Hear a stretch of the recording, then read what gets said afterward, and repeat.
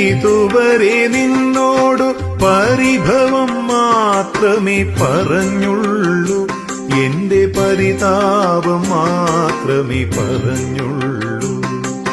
ഗുരുവായൂരപ്പ, ഇതുവരെ നിന്നോടു പരിഭവം മാത്രമേ പറഞ്ഞുള്ളൂ, എന്റെ പരിതാപം മാത്രമേ പറഞ്ഞുള്ളൂ.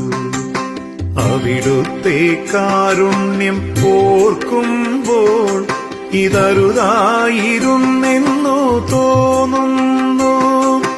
അപരാധം കണ്ണ പൊറുത്താലും എന്റെ